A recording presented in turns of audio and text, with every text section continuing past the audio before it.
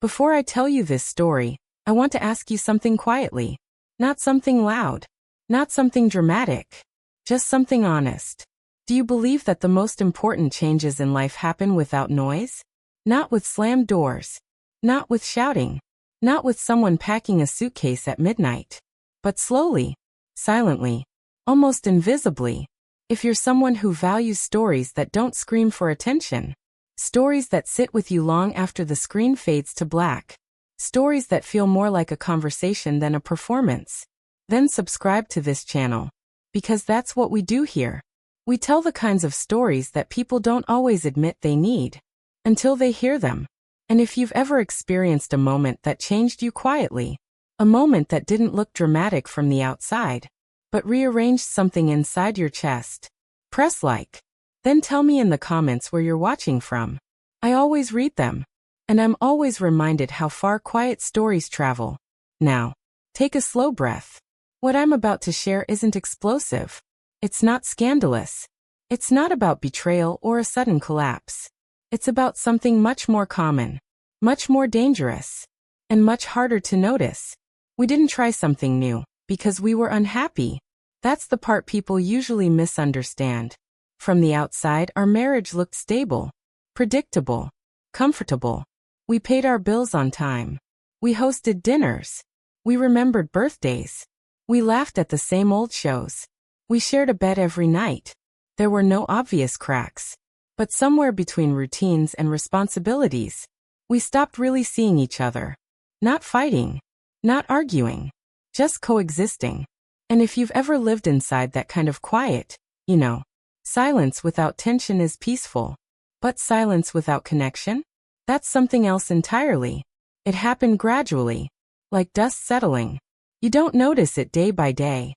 Until one afternoon you look around and realize the room feels heavier.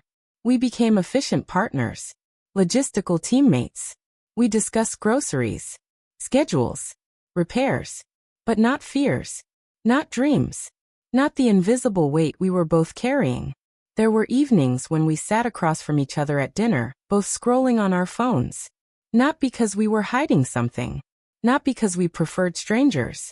But because it was easier than asking, "How are you really?" Because what if the answer was complicated? One night, I looked up from my screen. He was sitting across from me. Close enough to touch. And somehow far. Do you ever feel like we're just repeating the same day? I asked. It wasn't dramatic. I didn't even mean it to be heavy.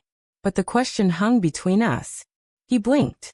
Then slowly said, "I thought that was just me." That moment, small, almost forgettable, was the first honest exchange we'd had in months. Not about chores. Not about work. But about us. And it scared me. Because if both of us felt it, then we weren't imagining it. We weren't miserable. That would have been easier to fix. Misery demands attention. We were comfortable. And comfort can quietly turn into distance if you stop tending to it. So we didn't decide to overhaul our marriage. We didn't make dramatic vows. We didn't threaten separation. We made one small agreement. One night a week. No phones. No television. No background noise. Just us. We called it our hour. It sounded simple. It wasn't. The first night felt awkward. Painfully awkward. We sat at opposite ends of the couch like two people on a first date who weren't sure how they'd ended up there. Years of unspoken thoughts don't evaporate just because you schedule time. He forced a smile and said, "So, what do people talk about when they actually talk?" I laughed. Not because it was funny, but because it was honest. And honesty felt unfamiliar. We started small. Work frustrations. A memory from childhood. A random thought from earlier in the week. We stumbled through conversation like beginners. Because in many ways we were. As weeks passed, something shifted. Our hour stopped feeling like an obligation. It started feeling necessary. Conversations deepened.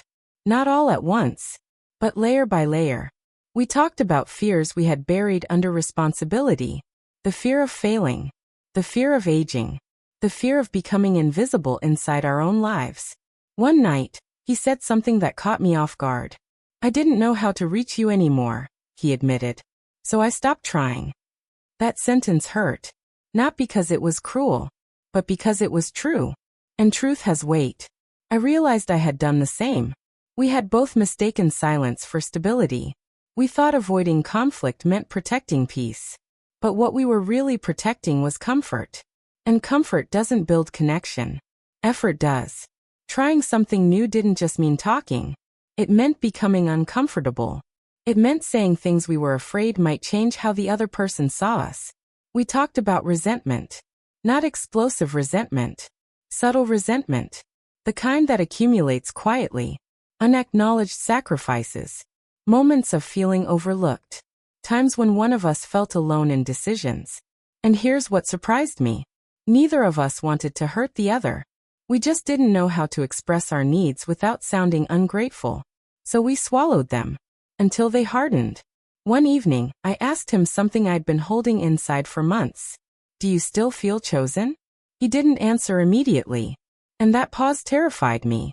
Finally he said, I don't think I knew how to show it anymore. I thought providing was enough. That's when we understood something critical. Love languages change when life changes.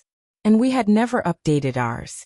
The way we loved each other early on, spontaneous dates, long conversations, constant reassurance, had quietly faded under deadlines and fatigue. Not because love disappeared, but because expression did. So we tried something else new. We relearned each other. For him, love had become about words. Simple, direct reassurance. I appreciate you. I'm proud of you. I choose you. For me, it was presence. Not multitasking while I spoke. Not half listening while replying to emails. Just being there. Fully. It felt forced at first. Like practicing a language you once spoke fluently, but hadn't used in years. But repetition changed that. Awkwardness turned into habit. Habit turned into comfort. Comfort turned into closeness. There were setbacks. Stressful weeks. Old patterns resurfacing. Sharp words said too quickly. But this time, something was different. Apologies came sooner. Defensiveness lasted shorter. And after one particularly tense argument, he reached for my hand and said, let's not go quiet. For words. But they meant everything. Because silence had been our biggest threat. Not anger. Not disagreement. Silence. The deepest change didn't happen between us.